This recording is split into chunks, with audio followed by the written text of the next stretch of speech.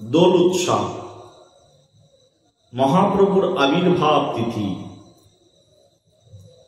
আমাদের গৌড়ীয় বৈষ্ণব সমাজের কাছে পরম পবিত্র দিন, পরম আনন্দের দিন স্বয়ং গৌরাঙ্গ ভগবানের আবির্ভাব। আমরা গৌড়ীয়, আর গৌড়ীর প্রাণ পুরুষ স্বয়ং গৌরাঙ্গ আসবেন কালকে। এই তো আনন্দ। গৌরাঙ্গ যদি না হতো তবে কি হতো? যদি গৌর না হইত তবে কি হইত? কেমনে ধরিতাম দে রাধার মহিমা, প্রেম রস সীমা জগতে জানা তোকে। যদি গৌর না হতো তবে কি হতো? কেমনে ধরিতাম দে। বলি এই জগৎ মাঝখানে রাধারানীকে জানতে পারতাম না যদি গৌর না হতো। প্রেম সে বলো, সবাই বলো। যদি গৌর না হতো তবে কি হতো? কেমনে ধরিতাম দে রাধার মহিমা, প্রেম রস সীমা জগতে জানা তোকে। যদি গৌর না হতো রাধারানীকে জানতে পারতাম না। গৌরাঙ্গ কে? স্বয়ং রাধারানী, আর কিছুই নয়। মহাপ্রভুকে আস্বাদন করতে চাইলে, কেউ যদি স্বয়ং গৌরাঙ্গকে আস্বাদন করতে চায়, হে গৌর তোমাকে জানতে চায়, বলি যার এখনো পর্যন্ত রাধা প্রীতি হয়নি, যার এখনো পর্যন্ত রাধা দাস্য হয়নি, সে কখনো গৌরকে জানতে পারে না। বলো রাধে রাধে। আগে তো রাধা, আগে তো কৃষ্ণ, তারপরে গৌরাঙ্গ। কে গৌরাঙ্গ? বলি আগে যিনি কৃষ্ণ ছিলেন, আগে যিনি রাধা ছিলেন,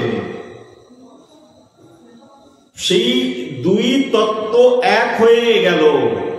রাধা কৃষ্ণ মিলিত হয়ে গৌর হয়ে জগৎ সংসারে আসলেন। গৌরাঙ্গ মানেই গৌরাঙ্গের মধ্যেই দুটি বিগ্রহ লুকায়িত রয়েছে। এক হচ্ছে কৃষ্ণ আর দুই হচ্ছে রাধা। একমাত্র যিনি ভক্ত, তিনি যখন গৌরাঙ্গের দিকে লক্ষ্য করেন, গৌরাঙ্গের দিকে দৃষ্টিপাত করেন, তখনই তিনি বুঝতে পারেন গৌরাঙ্গকে। সবার চোখে ধরা পড়ে না, শুধু ভক্তের চোখেই ধরা পড়ে। ভক্তই তো শুধু ভগবানকে জানেন। ভক্তমাম অভিজানাতি জবন্সস্মিন তত্ত্বতঃ। এই জগতে ভগবানকে কে জানেন? শাস্ত্র বলছে একমাত্র ভক্তই ভগবানকে জানতে পারেন। বলি আমি বেদ পাঠ করেছি, ভগবানকে জানতে পারবো না? না, বেদ পাঠ করে ভগবানকে জানা যায় না। বলি আমি পণ্ডিত হয়েছি, বৈদিক শাস্ত্রের উপরে পিএইচডি করে এসেছি, আমি ভগবানকে জানি না? না, তুমিও ভগবানকে জানো না। তুমি পণ্ডিত হয়েছ, কিন্তু ভগবত তত্ত্বজ্ঞ হওনি, ভাগবত রসিক হওনি। একমাত্র রসিক জনই জানতে পারেন। বলে পণ্ডিত কি রসিক নয়? না, পণ্ডিত হচ্ছে শুষ্ক রসিক, সরস রসময় নয় পণ্ডিত। পণ্ডিত ভগবানকে জানতে পারেন না। পণ্ডিতের পাণ্ডিত্য থাকে, কিন্তু ভগবত প্রীতি থাকে না। ভগবত প্রীতি আর পাণ্ডিত্য দুটো আলাদা জিনিস। ভগবানকে কে জানেন? বলি যিনি ভক্ত, তিনি শুধুমাত্র ভগবানকে জানেন। কথাটি কেমন হয়ে গেল না? বলি শাস্ত্র পড়ে ভগবানকে জানা যাবে না, তীর্থ ভ্রমণ করে ভগবানকে জানা যাবে কি? তীর্থ ভ্রমণ করলেও ভগবানকে জানা যায় না। সমগ্র তীর্থ ভ্রমণ করে ফিরে আসলেন, কিন্তু তাও ভগবানকে জানতে পারবেন না, কারণ তীর্থে তো ভগবান থাকেন না। খুব দুঃখ করে আমাদের এক আচার্য কীর্তন করেছেন, তীর্থ ভ্রমণ মনেরই ভ্রম, শুধুই বিষয়ের ভাণ্ড। ভক্তি বিনোদ ঠাকুর মহান আচার্য। বঙ্কিমচন্দ্র চট্টোপাধ্যায়ের নাম শুনেছেন নিশ্চয়। এই বঙ্কিমচন্দ্র চট্টোপাধ্যায়ের সহপাঠী ছিলেন, একই সঙ্গে ডিলট ডিগ্রি পেয়েছিলেন এই ভক্তি বিনোদ ঠাকুর মহাশয়। তিনি তার কীর্তনের মধ্যে অনেক গৌড়ীয় পদাবলী রচনা করেছেন। তার মধ্যে তিনি বলছেন, তীর্থ ভ্রমণ সেটা শুধুমাত্র মনের ভ্রম। মানুষ মনের ভ্রমের জন্য তীর্থ ভ্রমণ করে। তাহলে তীর্থ ভ্রমণ করলে কি হয়? বলে তীর্থ ভ্রমণ করলে পুণ্য লাভ হয়, কিন্তু ভক্ত তো পুণ্য লাভের আশাও করেন না। প্রেম সে বলো, দুহাত তুলে বলো। তীর্থ ভ্রমণ করলে কি হয়? বলে পুণ্য লাভ হয়। কেমন পুণ্য? এই যে কয়েকদিন আগে গেল আমাদের কুম্ভ মেলা, সারা ভারতের কত লক্ষ লক্ষ মানুষ এসে উপনীত হয়েছেন তীর্থ স্নান করবার জন্য। প্রয়াগ তীর্থে তীর্থরাজে এসে স্নান করবার জন্য এসেছেন। তীর্থদের রাজা, সব তীর্থদের মধ্যে শ্রেষ্ঠ তীর্থে এসেছেন। কিন্তু স্নান করে কি মনের ময়লা দূর হয়েছে সবার? স্নান করেছেন বটে, পুণ্য অর্জন করেছেন বটে, সেটা পুণ্য, কিন্তু যিনি ভক্ত তিনি পুণ্য চান না। ভক্ত এই জগতে কোনো কিছুই চান না ভগবানের কাছে। ভক্তের এই জগতে চাওয়ার কিছু থাকে না, সেই জন্য ভক্তকে শ্রেষ্ঠ বলা হয়। ভালো করে বুঝবেন মায়েরা, পুণ্য নষ্ট হয়ে যায়। আজকে পুণ্য অর্জন করবেন, কালকে পুণ্য নষ্ট হয়ে যাবে। আর পুণ্যের ফলে স্বর্গে যাওয়া যায়, ভক্ত স্বর্গ আকাঙ্ক্ষা করেন না। ভক্তের স্বর্গের উপরে কিছু চাই, স্বর্গ পর্যন্ত ভগবান।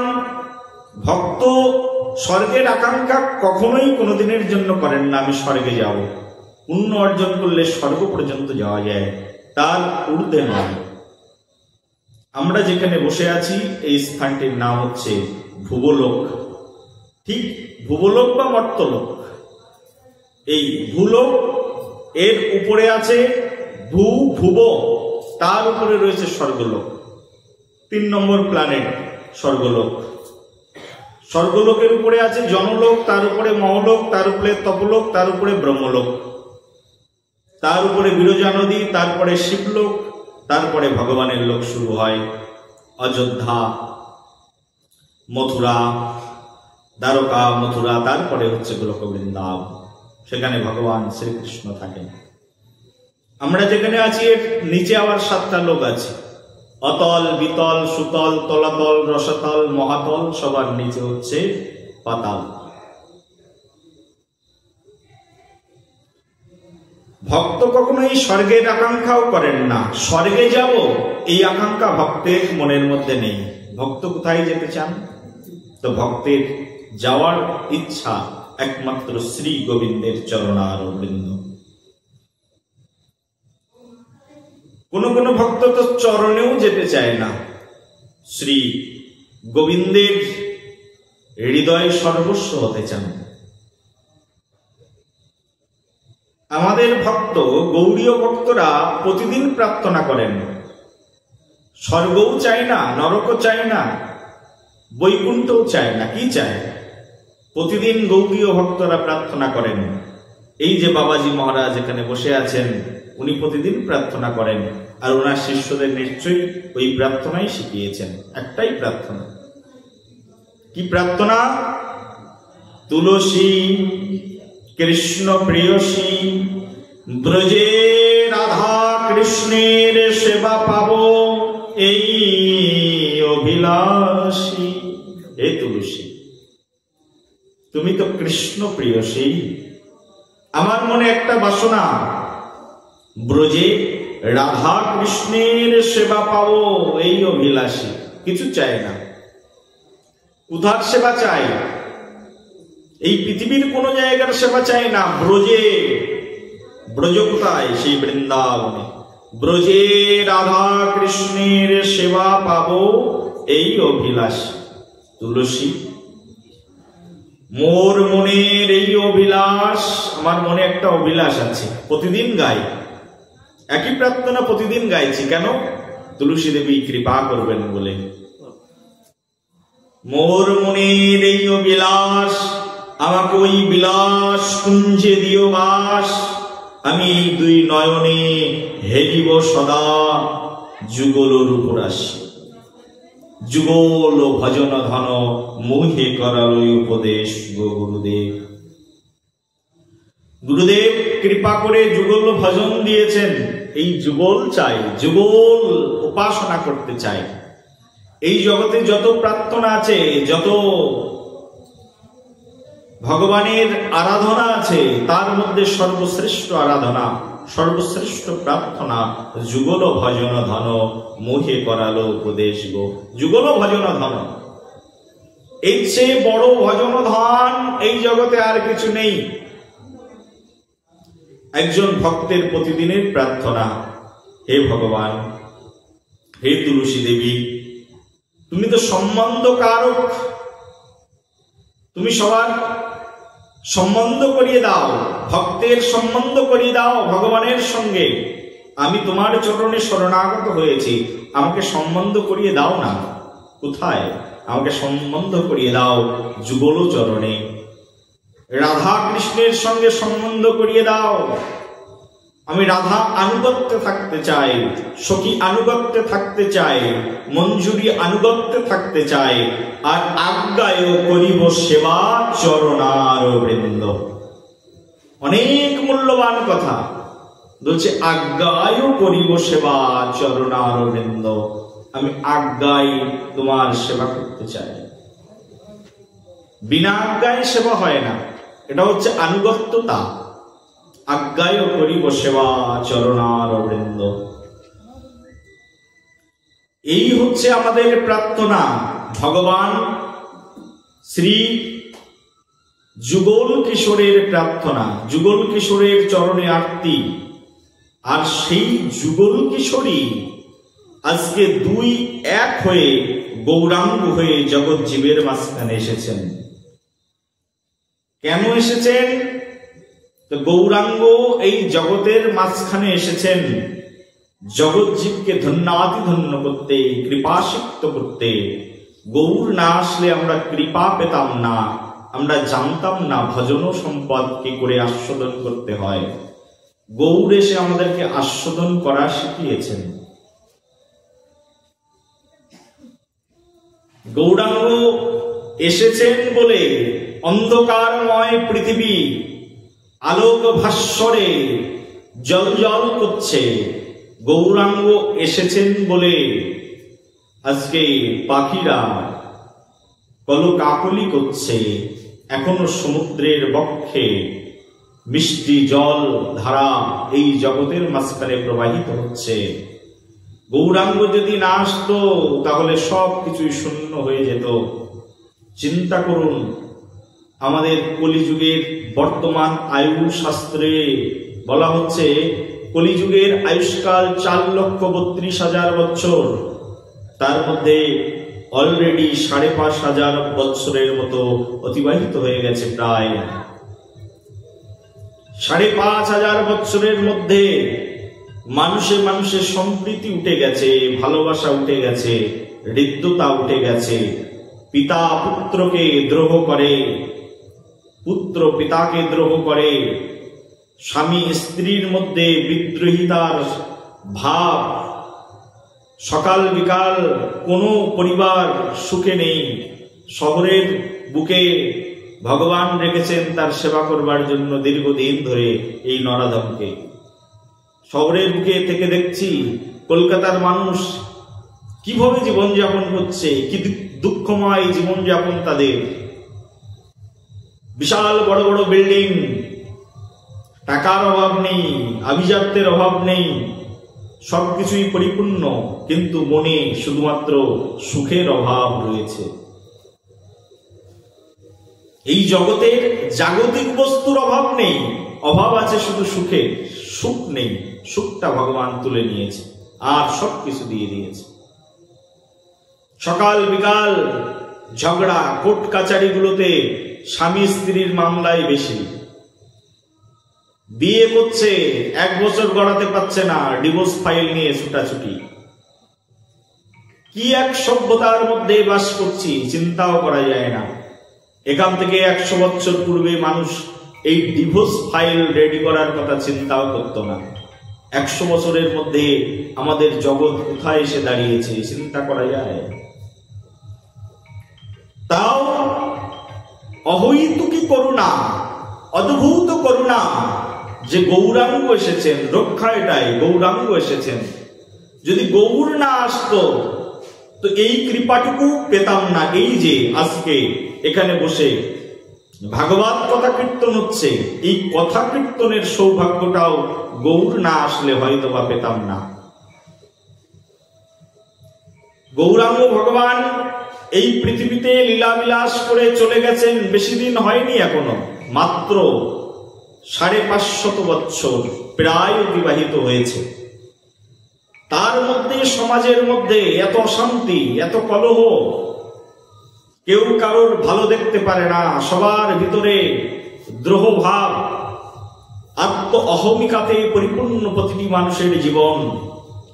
কি করে আমরা এই জগতে উদ্ধার হতে পারব? একমাত্র গৌরাঙ্গ সেই পথ আমাদেরকে দিয়েছেন। যদি জীব ভাগ্যক্রমে অনুশীলন করে তবেই সেই জীব ধন্যাতি ধন্য হয়ে যাবে। গৌর চরণের প্রসাদী পেয়ে তাদের জীবন গৌর চরণার বৃন্দে সমার্পিত হয়ে যাবে। বল গৌর প্রেমানন্দে হরি হরি। এই জগৎ জীবের একমাত্র উদ্ধারের পথ স্বয়ং গৌর হরি এসে নির্ণয় করলেন। গৌরাঙ্গ কোথায় আসলেন? তো বলে গৌরাঙ্গ যখন আসলেন তখন উদ্ধারের পথ নির্ণয় করে দিলেন। গৌরাঙ্গ জানতেন কলিযুগের মানুষ এত বেশি পাপিষ্ট হবে, বেশি ধর্মকর্ম দিলে করতে পারবে না, অনেক বড় ধর্মের লিস্ট ধরিয়ে দিলে করতে পারবে না, খুব সহজেই ধর্ম শেখালেন গৌর হরি। যখন তিনি আবির্ভূত হলেন নবদ্বীপে, নবদ্বীপে মহাপ্রভু আবির্ভাব হয়েছেন। মহাপ্রভু আবির্ভাবের সময় শান্তিপুরের ঠাকুর কীর্তন করছেন গৌরাঙ্গ ভগবানকে, কৃষ্ণকে করাইব সবার নয়ন গোচার, তবেই সে অদ্বৈত নাম আমি কৃষ্ণের কিঙ্কর। অদ্বৈত ঠাকুর শান্তিপুরে বসে বসে হুঙ্কার দিচ্ছেন যে ভগবানকে পৃথিবীতে নিয়ে আসবো, কৃষ্ণকে, তবেই আমার নাম অদ্বৈত হবে। শান্তিপুরে বসে বসে অদ্বৈত ঠাকুর হুঙ্কার দিলেন। অদ্বৈত ঠাকুরের হুঙ্কারে স্বয়ং ভগবান পৃথিবীতে অবতরণ করলেন। কোথায় আসলেন? নবদ্বীপে শচীগর্ভ সিন্ধু মাঝে। শচীগর্ভ সিন্ধু মাঝে যখন স্বয়ং ভগবান গৌর হরি আসলেন, আসার সময় গৌরাঙ্গ যখন পৃথিবীতে আসবেন তখন গোধূলি লগ্ন, এই যে আগামীকাল আসছে গোধূলি, এই গোধূলি লগ্নে স্বয়ং ভগবান পৃথিবীতে আসলেন। সন্ধ্যাকাল, আর সেই সন্ধ্যাকালে গোধূলি লগ্নে ভগবান আসবেন। কিন্তু গোধূলির সময় যখন ভগবান আসবেন তখন এক অঘটন ঘটে গেল।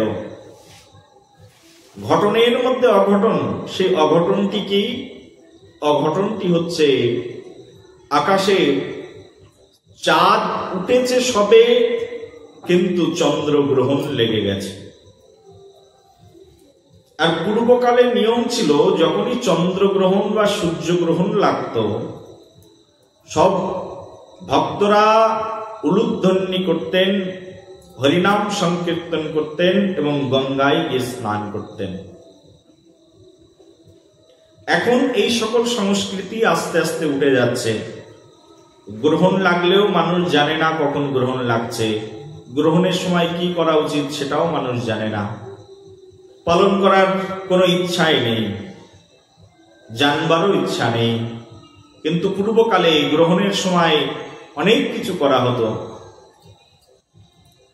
মহাপ্রভু আবির্ভূত হবেন, আর মহাপ্রভু আবির্ভাব হওয়ার পূর্বে মহাপ্রভুর পিতা জগন্নাথ মিশ্র নবদ্বীপে একটা নিম্ব বৃক্ষের নিচে, নিম গাছের নিচে একটা ঘর বানিয়েছেন, আতুর ঘর।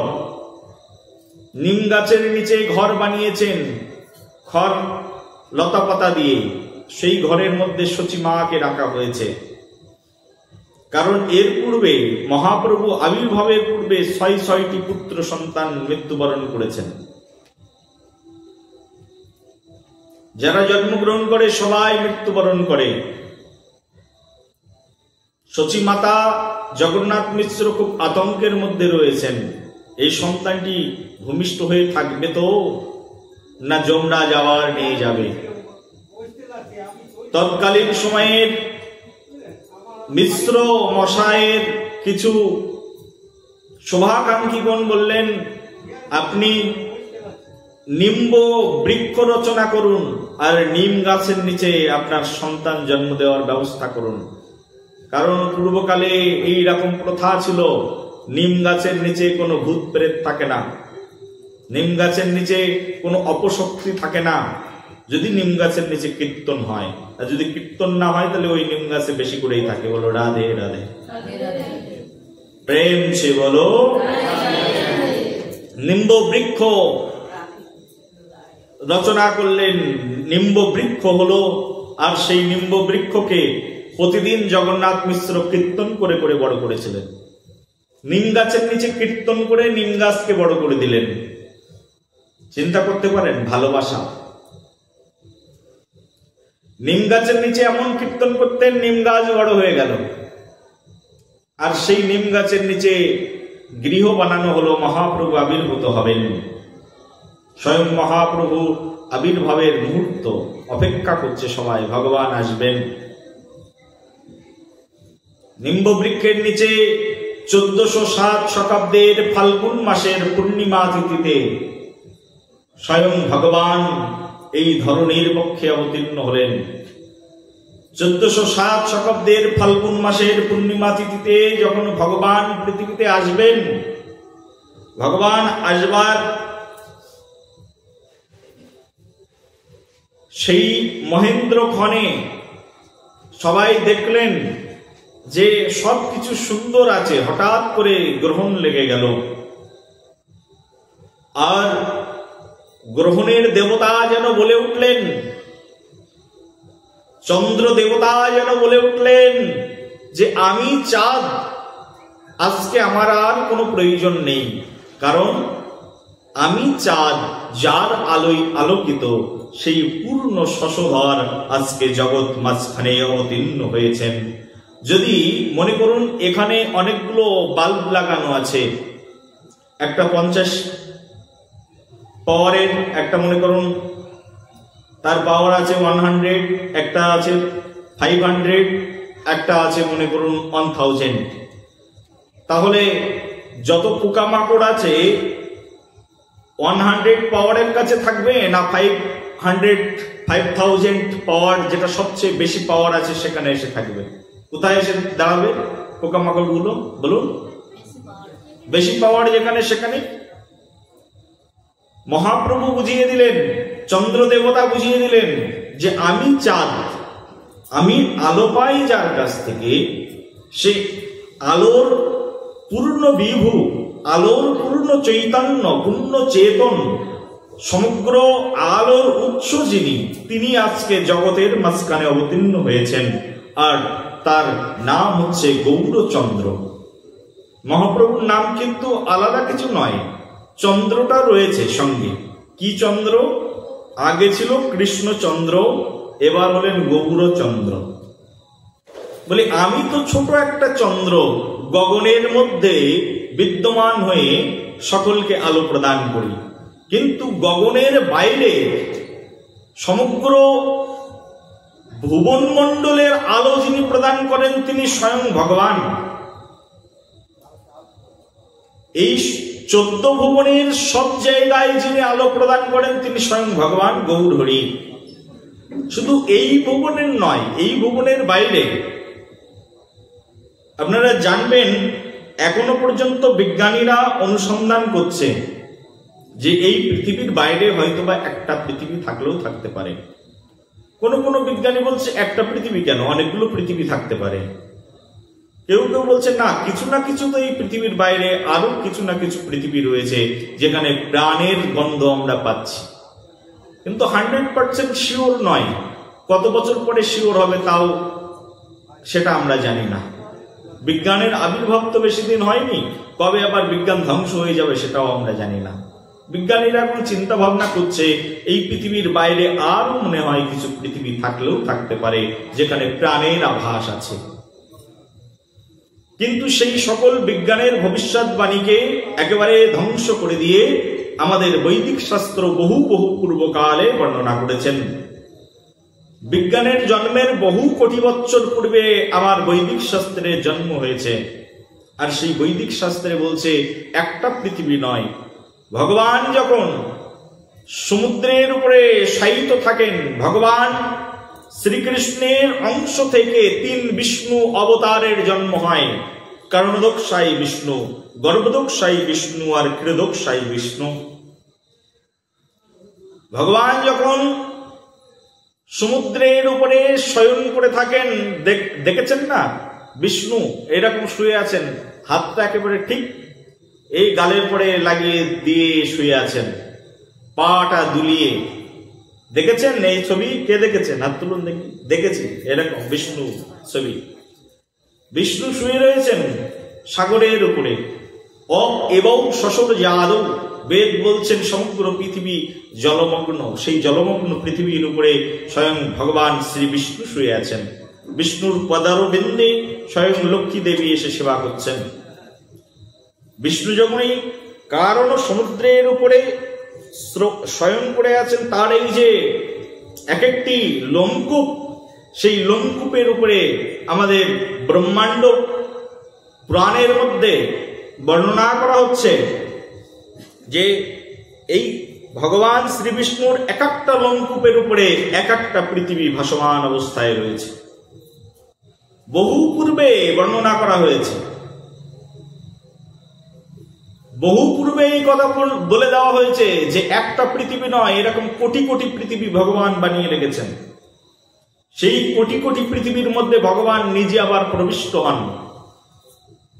ভগবানের লোমকূপের উপরে এক একটা পৃথিবী ভাসছে, আবার সেই পৃথিবীর মধ্যে ভগবান আরো ক্ষুদ্র করে নিজেকে সেই পৃথিবীর মধ্যে গিয়ে আবার অবস্থান গ্রহণ করেন। ভক্তের সঙ্গে মাখামাখি করেন, ভক্তের সঙ্গে হাসাহাসি করেন, ভক্তের সঙ্গে গান করেন, ভক্তের সঙ্গে নর্তন করেন, ভক্তের সঙ্গে মিতালি করে আবার তিনি তার নিজ ক্ষেত্রে চলে আসেন। অনন্ত তার খেলা, অনন্ত তার বিচারণ, কেউ বুঝতে পারে না ভগবান কিভাবে বিচারণ করেন। বলো কৃষ্ণচন্দ্র ভগবান কি, বলো রাধারমণ প্রভু কি। এই সেই ভগবান যিনি অনন্ত রূপে বিরাজমান। কি রূপে, কখন, কোথায় তিনি বিরাজ করেন কেউ বলতে পারেন না। সেই ভগবান অনন্ত যার রূপ।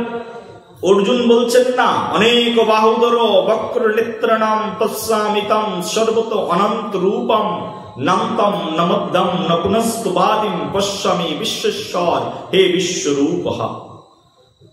ভগবান কি বলছেন? ভগবান তুমি কেমন? ভগবানের বিশ্বরূপ দেখে অর্জুন হতভম্ব হয়ে গেছেন। হে কৃষ্ণ, আগেই তো তুমি ভালো ছিলে, পার্থ ছিলে, বন্ধু ছিলে, সখা ছিলে, কাঁধে হাত দিয়ে খেলতাম, ঘুরতাম, রুক্মিণীকে হরণ করলে, তোমার সঙ্গে গেলাম, মিত্রবৃন্দাকে বিয়ে করলে, সেই অনুষ্ঠানে আমি কি উপস্থিত হলাম, কতই তো আনন্দ ছিল। এ কি দেখালে?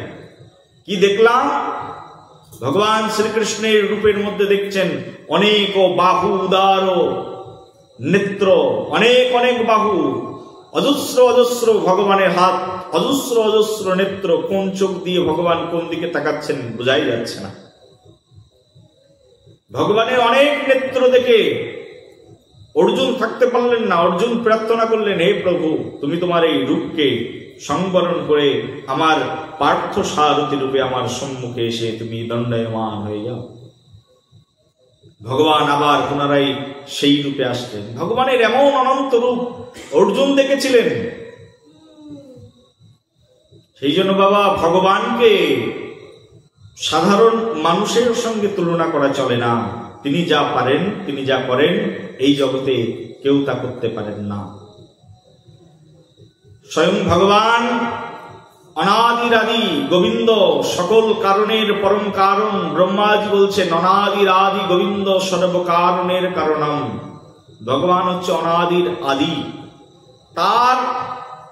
তার থেকে পুরাতন আর কেউ নেই। স্বয়ং ভগবান হচ্ছে এরকম, তিনি অনাদি, তারও আদি। কবে তার জন্ম হয়েছে কেউ জানে না। সেই জন্য ভগবান কখন কিভাবে বিচারণ করবেন কেউ বলতেও পারে না। আমাদের এই ব্রহ্মাণ্ডের বাইরে অনেক ব্রহ্মাণ্ড আছে, আর সকল ব্রহ্মাণ্ডের মধ্যে অনেক অনেক পৃথিবী আছে। সব পৃথিবীর মধ্যে ভগবান সূর্য দেবতাকে সৃষ্টি করে রেখেছেন, আবার চন্দ্র দেবতাকেও সৃষ্টি করে রেখেছেন। তার মানে চন্দ্র একটা নয়, সূর্যও কিন্তু একটা নয়। একবার ব্রহ্মা গেলেন ভগবানের কাছে। ভগবানের কাছে ব্রহ্মা যে বলছেন আমি চতুর্মুখ ব্রহ্মা। অনেক লং হিস্ট্রি আছে ভাগবতে।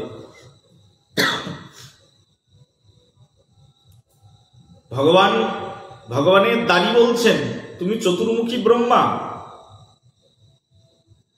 ব্রহ্মার মনে অহংকার হয়েছিল আমি সবচেয়ে শ্রেষ্ঠ। বলে তুমি কতমুখী ব্রহ্মা? বলে আমি চতুর্মুখী ব্রহ্মা।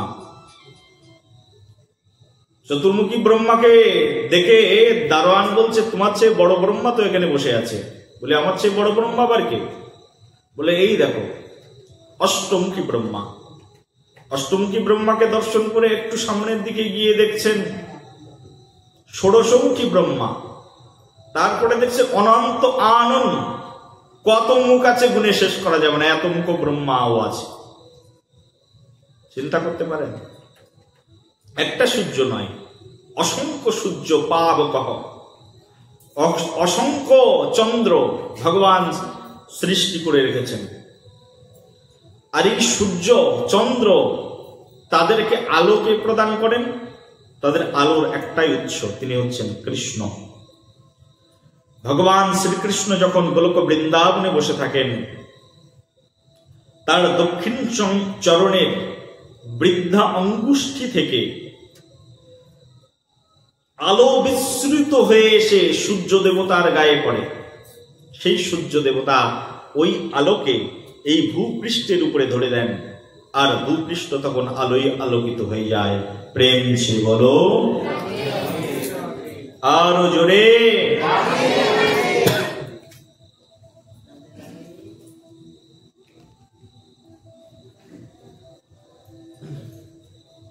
শুনেছেন এ কথা? কে শুনেছেন না প্রথমবার শুনলেন? যারা প্রথমবার শুনেছো সবাই বলো রাধে রাধে।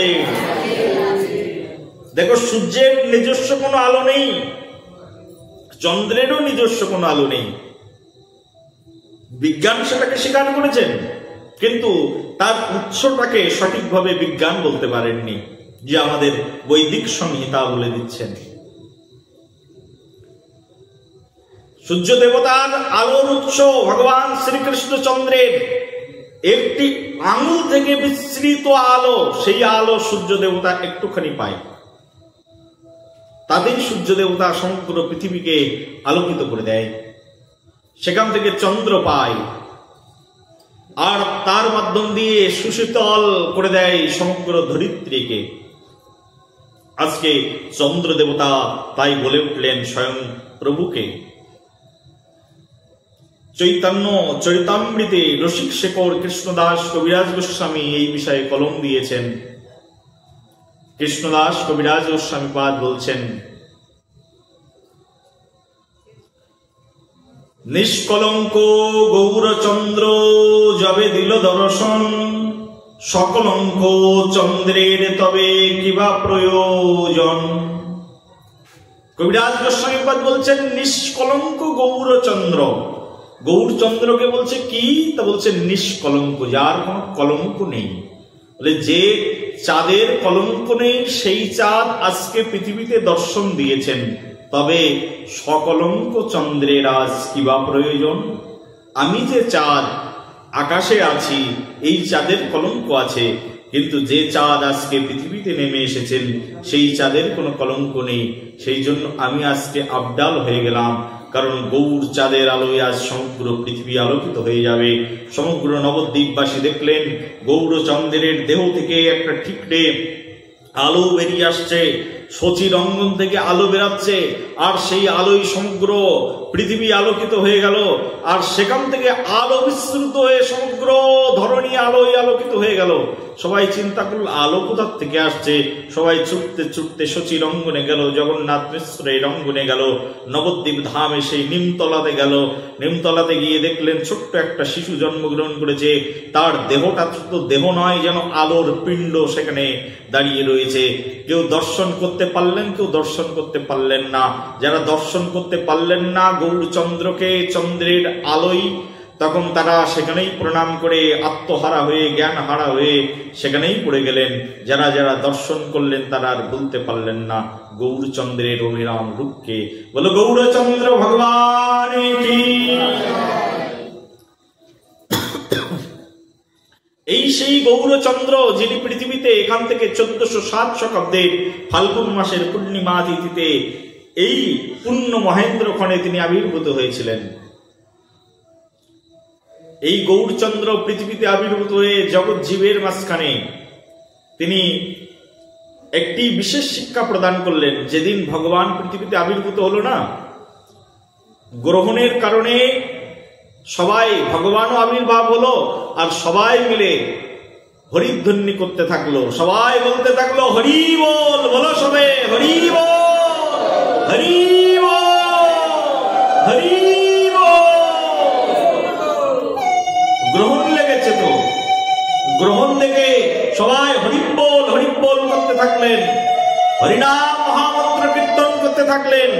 গ্রহণের সময় কেউ কেউ শঙ্খ বাজিয়ে উঠলেন, কেউ ঢাক বাজালেন, কেউ আনক দুন্দুভি বাজালেন, আর মহাসঙ্গীতের সৃজন হলো।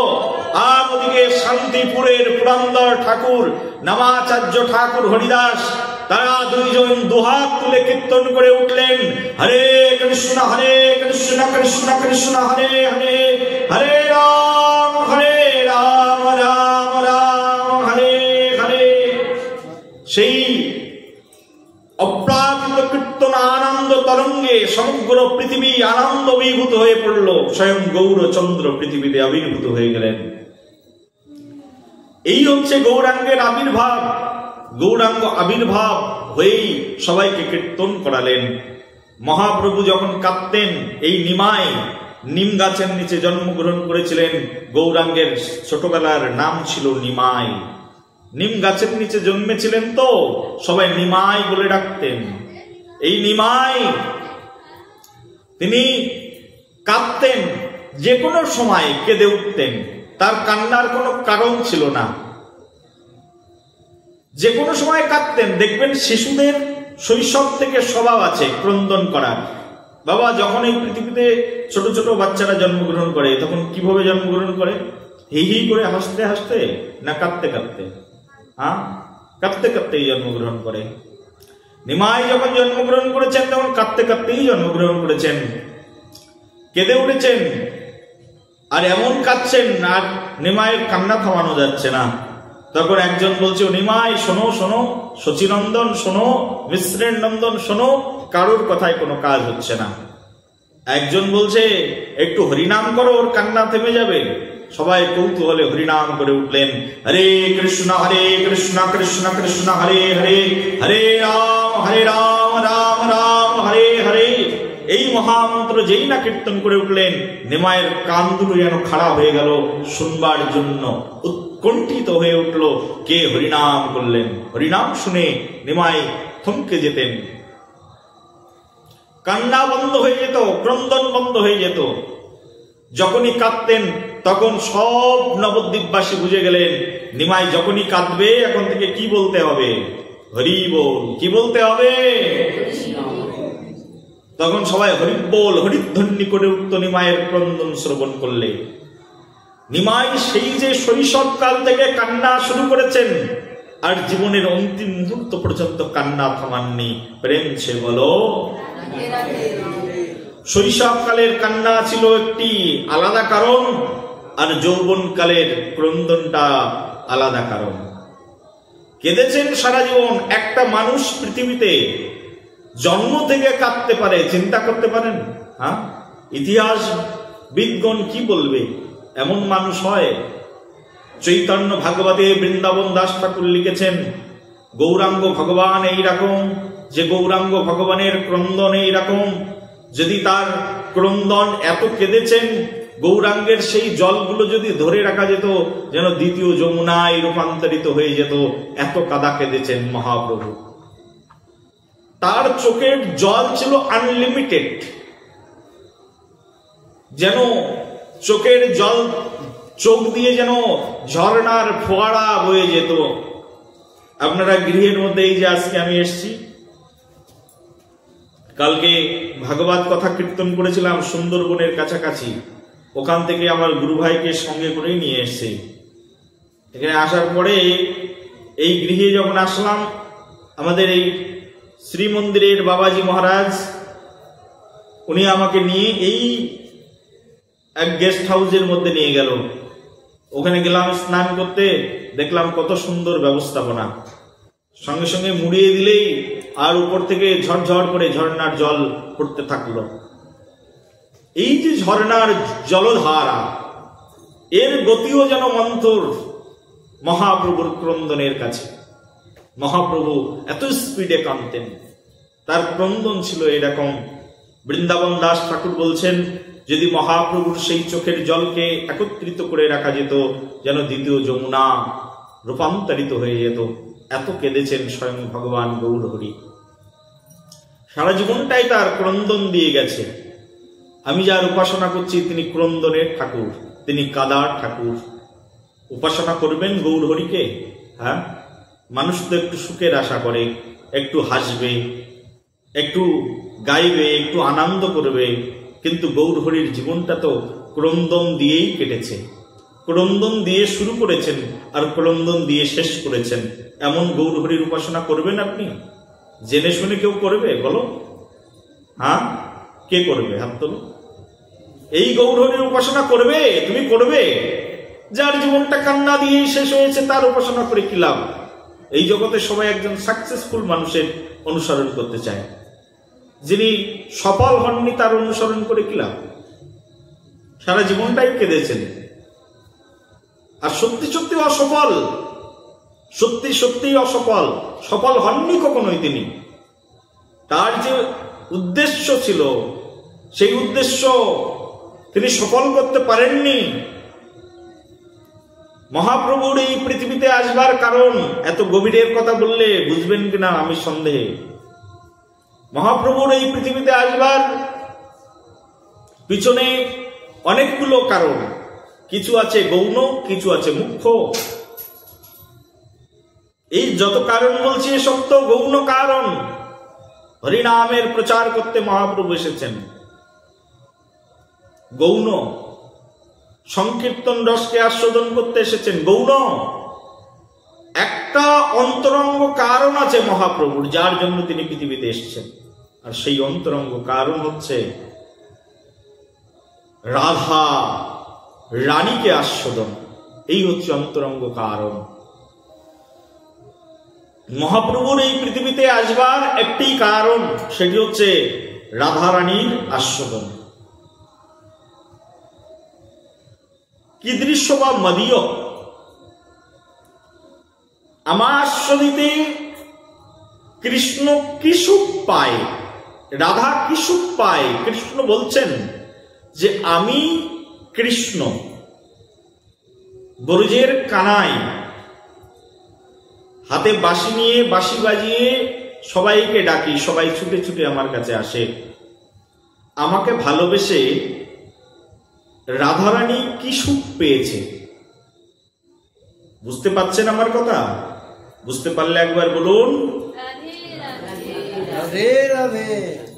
সবাই মিলে, যারা এদিকে সবাই মিলে বলি, আমি কৃষ্ণ, আমাকে ভালোবেসে রাধারানী কি সুখ পেয়েছে। আমাকে ভালোবেসে কি সুখ পাওয়া যায়? বলি, যে কাউকে ভালোবাসে, আমি মনে করুন আপনাকে ভালোবাসি, আমার ভালোবাসা আমি জানি, আমি কেমন করে ভালোবাসছি, আপনি কি করে জানবেন? আপনি জানতে পারবেন ভালোবাসা কেমন? একটা হচ্ছে শাস্ত্র বলছে, একটা হচ্ছে বিষয় আর একটা হচ্ছে আশ্রয়।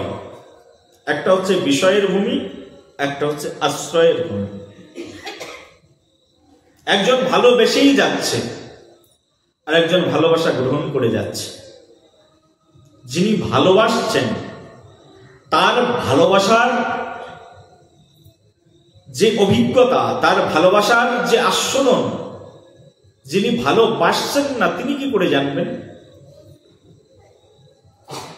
ভগবান শ্রীকৃষ্ণ হচ্ছে তেমনই আস্বাদনের বিষয়। আর রসতত্ত্বের একমাত্র কাণ্ডারিণী হচ্ছেন শ্রীমতী রাধারানী। তিনি ভালোবেসেই যাচ্ছেন। ভগবান শ্রীকৃষ্ণ ভাবছেন, রাধারানী আমাকে ভালোবেসে কি সুখ পেল, এটা যদি আমি দেখতে চাই তাহলে আমাকে রাধা হয়ে দেখতে হবে, না হলে তো দেখা যাবে না। যদি রাধা না হই তাহলে দেখবো কি করে? আরো সহজ করে বুঝাচ্ছি। হ্যাঁ, বলি, রাধারানী এবং ভগবান শ্রীকৃষ্ণচন্দ্র, ভগবান শ্রীকৃষ্ণ সকলের ভগবান, সবাই তাকে ভালোবাসেন। এমন কেউ আছে যে ভগবান শ্রীকৃষ্ণকে ভালোবাসে না? ভগবান অনাদিরাদি গোবিন্দ, সর্বকারণের পরম কারণম।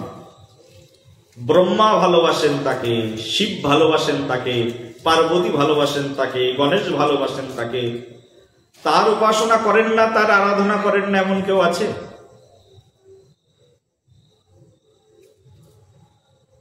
স্বয়ং ব্রহ্মা,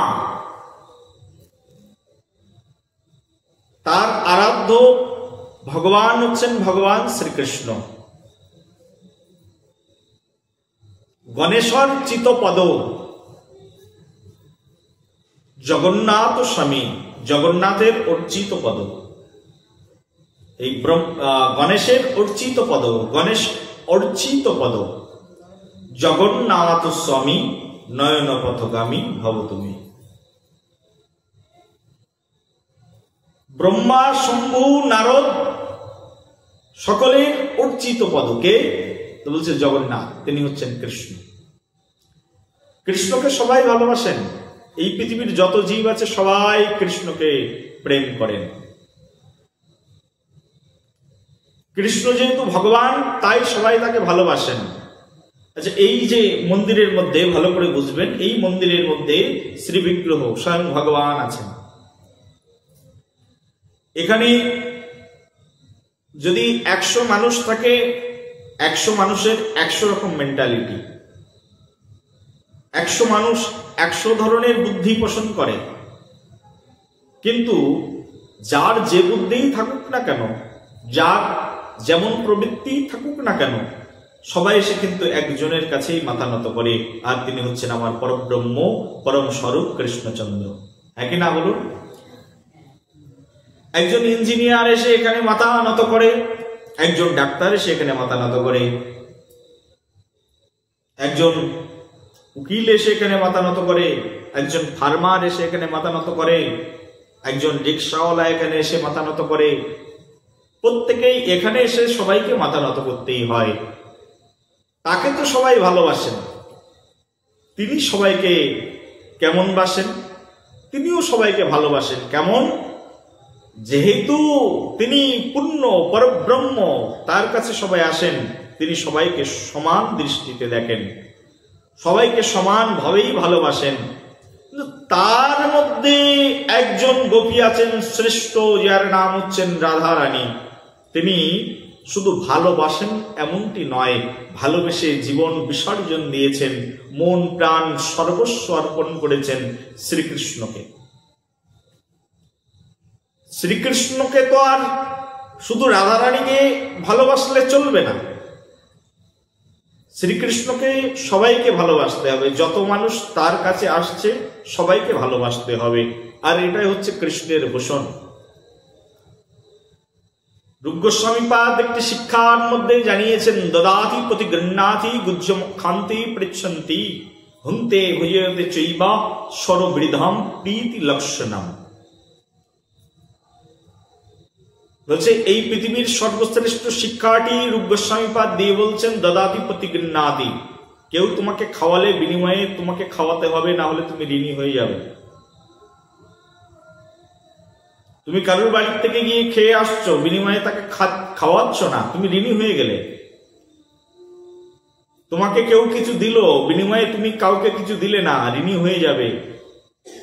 আর এই পৃথিবীতে ঋণী হয়ে মৃত্যুবরণ করার মতো এমন দুর্ভাগ্য পৃথিবীতে আর হয় না।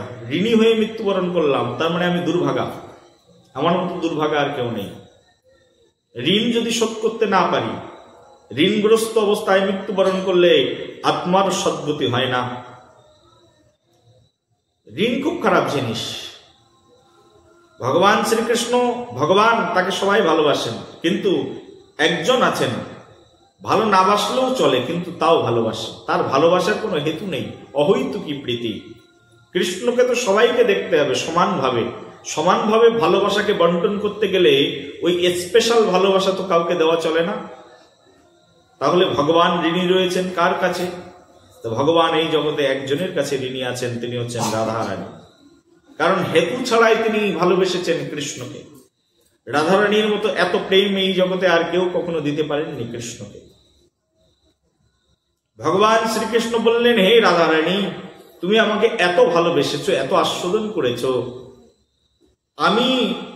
তুমি আমাকে ভালোবেসে কি আনন্দ পাও সেটা যদি আমি কোনোদিন দেখতে পারতাম, যদি জানতে পারতাম, আমি সেদিন থেকে সেই ভাব নিয়ে আস্বাদন করতাম যে ভালোবেসে কি আনন্দ পাওয়া যায়।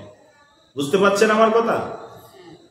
দেখুন, একবার হিরণ্যকশিপু যখন ভগবান নৃসিংহ অবতার ধারণ করলেন, নরসিংহ, অর্ধেক নর আর অর্ধেক সিংহের রূপ ধারণ করেছেন, কাকে মারবার জন্য? হিরণ্যকশিপুর উদারকে বিদীর্ণ করলেন, প্রহ্লাদ মহারাজকে রক্ষা করবার জন্য। প্রহ্লাদ মহারাজ এসেছেন ভগবান নরসিংহ দেবের কাছে। প্রহ্লাদ মহারাজ এসে ভগবানের সামনে দাঁড়িয়েছেন। প্রহ্লাদ মহারাজ যখন সামনে এসে দাঁড়িয়েছেন, ভগবানকে দর্শন করতে গেলে না কিছু পত্রম পুষ্পম ফলম তোয়াম, কিছু ফল ফুল সঙ্গে করে নিয়ে যেতে হয়। প্রহ্লাদ মহারাজ যখন নরসিংহ রূপে ভগবান প্রকটিত হয়েছেন, প্রহ্লাদ মহারাজ দর্শন করতে গেছেন, সঙ্গে একটা ফুলের মালা নিয়েছেন। গুরুদেব নারদ মুনির কাছ থেকে শিখেছেন কিভাবে ভগবানকে সন্তুষ্ট করা যায়। প্রহ্লাদ মহারাজ সঙ্গে একটা ফুলের মালা নিয়েছেন, মালা পরাবেন কি করে? নরসিংহ রূপ তো সে বিশাল রূপ, আর প্রহ্লাদ মহারাজ ছোট্ট 5 বছরের এইটুকু বাচ্চা, কি করে পড়াবেন ভগবানকে? ভগবান হাত পেতে দিলেন, প্রহ্লাদ মহারাজ ভগবানের হস্তের উপরে উঠলেন, হাতটাকে বুকের কাছে নিয়ে আসলেন, কণ্ঠের কাছে নিয়ে এসে ধরলেন। প্রহ্লাদ মহারাজ এবার মালাটা পরানোর জন্য ভগবানের দিকে অগ্রসর হলেন। ভগবানের বুকের উপরে উঠে ভগবানকে মালা পরালেন প্রহ্লাদ মহারাজ। ভগবানকে যখন মালা পরিয়েছেন, ভগবান অত্যন্ত প্রীত হয়েছেন। প্রীত হয়ে ভগবান নরসিংহ বড় বড় জিহ্বা দিয়ে এই প্রহ্লাদ মহারাজকে আদর করছেন, চর্বণ করছেন জিহ্বা দিয়ে। একটি গোবৎসকে গোমাতা যেমন করে চর্বণ করেন, প্রহ্লাদ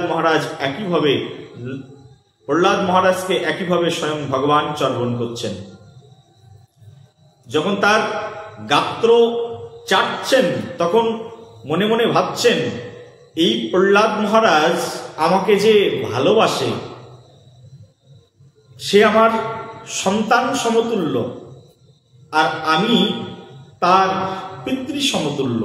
কিন্তু আমি তো জানি না যে সন্তানকে কি করে ভালোবাসা যায়, সন্তান হওয়ার পরে কি আনন্দ হয় সেটা যদি আমি জানতে পারতাম তাহলে আমি প্রহ্লাদ মহারাজকে সেইভাবে যত্ন করতাম। সন্তান না হলে তো বোঝা যাবে না যে বাবার আনন্দ, বাবার কাছ থেকে কি করে আনন্দ আস্বাদন করা যায়। ভগবান এর আগে কখনো কোনোদিনের জন্য কারোর সন্তান হয়ে জন্মগ্রহণ করেননি। ভগবানের মনে মনে এখন ইচ্ছা হলো, ওই প্রথমবার ভগবান মনে মনে ইচ্ছা করলেন, যদি আমি কোনোদিন সন্তান হতে পারি তাহলে আমি বুঝবো যে সন্তানের প্রীতি কাকে বলে, সন্তান কিসে সন্তুষ্ট হয়। যদি কোনোদিন সন্তান হতে পারতাম তবে আমি বুঝতাম, আর সেইভাবে আমি আমার ভক্তকে আমি আনন্দ প্রদান করতাম। ওই মনে মনে প্রথম বাসনা হলো। এই বাসনা থেকে পরবর্তীতে তিনি রামচন্দ্র হয়ে তার পিতৃ ঔরাসে আবির্ভূত হলেন। প্রথম বাসনা হলো কখন?